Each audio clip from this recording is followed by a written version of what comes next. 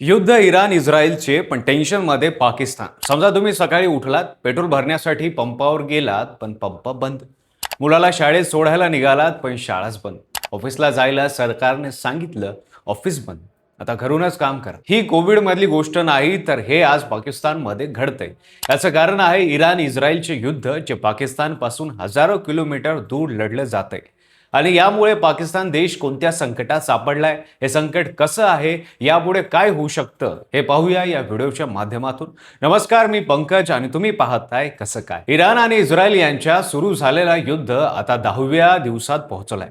क्षेपणास्त्र आकाशात उडताय, बंदरं बंद होत आहे आणि जगाची मुख्य तेल वाहतूक होणाऱ्या होमुर्ज सामुद्रधोनीवर सुद्धा संकट घोंगावलंय. ही होमुर्ज सामुद्रधोनी म्हणजे जगातल्या एकूण तेल पुरवठ्यांपैकी जवळपास 20% तेल याच अरुंद जलमार्गातून वाहतं. Iran, Saudi Arabia, Kuwait, UAE या देशांचं तेल जगाला पोहोचवायचा हा एकमेव मार्ग, आणि आज हाच मार्ग अडचणीत आलाय.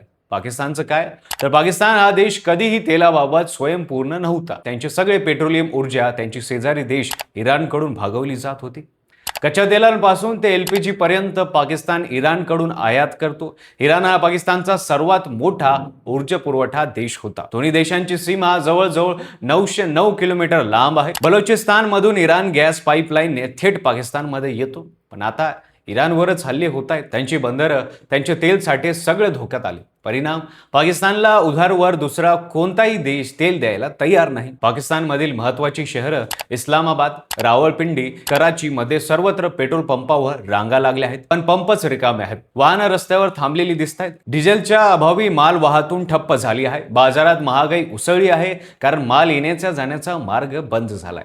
आणि या परिस्थितीत पंतप्रधान शहबाज शरीफ यांनी रविवारी एक उच्चस्तरीय बैठक बोलावली. त्या बैठकीत जे निर्णय झाले, त्यात पहिला निर्णय म्हणजे देशातील सर्व शाळा आणि महाविद्यालय तात्पुरत्या स्वरूपात बंद ठेवण्याची. शाळा बंद म्हणजे लाखो मुलांचं शिक्षण थांबलं, कारण बसेस चालवायला पेट्रोल नाही. दुसरा निर्णय म्हणजे सरकारी आणि खासगी कार्यालयांनी हायब्रिड किंवा वर्क फ्रॉम होम पद्धतीने काम करायचं, जेणेकरून रस्त्यावरची वाहतूक कमी होईल, इंधन वाचेल. तिसरा निर्णय म्हणजे बँक वगळता सर्व सरकारी कार्यालय आता आठवड्यातून फक्त 4 दिवस सुरू राहतील. 5वा दिवस सत्ताची सुट्टी. चौथा निर्णय, उच्च शिक्षणाचे वर्ग पूर्णपणे ऑनलाईन केले जातील. 5वा निर्णय, सरकारी विभागांना मिळणाऱ्या इंधन पुरवठ्यात पुढील 2 महिन्यासाठी 50% कपात. 6वा निर्णय, मोठे अधिकारी आणि राजकारणाच्या पगारात कपात करण्याचा प्रस्ताव आहे.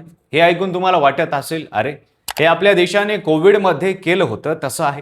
पण फरक एवढाच आहे, कोविडमध्ये आपल्या देशाने निवड केली होती, इथं पाकिस्तानकडे पर्यायच नाही. आता प्रश्न येतो याचा, आपल्यावर, भारतावर काय परिणाम होईल? होर्मुझ संकटाची लाट जगभर पसरताय. कच्च्या तेलाच्या किमती आंतरराष्ट्रीय बाजारात उसळल्या आहेत. भारतालाही त्याचं उत्तर द्यावं लागणार आहे. पण एक बातमी अशी आहे की डोनाल्ड ट्रम्प यांनी अलीकडेच एक मोठं विधान केलं आहे. ते म्हणाले आहे, इराण युद्ध लवकरच संपेल आणि तेल पुरवठा कोणाला थांबू देणार नाही. ट्रम्प यांच्या या एका वाक्याने आंतरराष्ट्रीय बाजारात कच्च्या तेलाची किमती थोडे घसरल्या आहेत आणि भारताचा शेअर बाजार 660 अंकांनी वर गेला आहे. म्हणजे जगाच्या एका कोपऱ्यात घडणाऱ्या युद्धाचे परिणाम थेट आपल्या खिशापर्यंत पोहोचतायत. हे जागतिक अर्थव्यवस्थेचं वास्तव्य आहे. आता सर्वात महत्त्वाचा प्रश्न, पाकिस्तानचं पुढे काय होईल? जर ट्रम्प यांनी सांगितल्याप्रमाणे युद्ध थांबलं किंवा युद्ध लवकर संपलं, तर होर्मुझ पुन्हा सुरू झाला, तर तेल पुरवठा हळूहळू सुरळीत होईल. पण पाकिस्तानची अर्थव्यवस्था आधीच कर्जात बुडलेली आहे. IMF कडून वारंवार पैसे मागावे लागतायत. या संकटाने जे आर्थिक नुकसान झाले ते भरून काढायला महिने लागतील. आणि जर युद्ध लांबलं तर मग मात्र पाकिस्तानसाठी परिस्थिती खूपच बिकट होईल. इंधन नाही, माल नाही, महागाई गगनाला भिडेल, सामान्य माणूस रस्त्यावर येईल, राजकीय अस्थिरता वाढेल. आधीच इम्रान खान तुरुंगात आहे, सरकारवर विरोधकांचा दबाव आहे. अशा वेळी आर्थिक संकट म्हणजे आगीत तेल ओतल्यासारखं आहे. पाकिस्तान जेव्हा आर्थिक संकटात असतो तेव्हा इतिहास सांगतो की तिथला राजकीय तणाव वाढतो आणि पाकिस्तान भारतीय सीमा भागात कुरापती करतो. या सगळ्या गोष्टीवरून एक गोष्ट लक्षात येते की ऊर्जा स्वातंत्र्य हे राष्ट्रीय सुरक्षते इतकंच महत्त्वाचं आहे. जे देश दुसऱ्यावर अवलंबून राहतात ते असेच एका रात्रीत कोसळतात.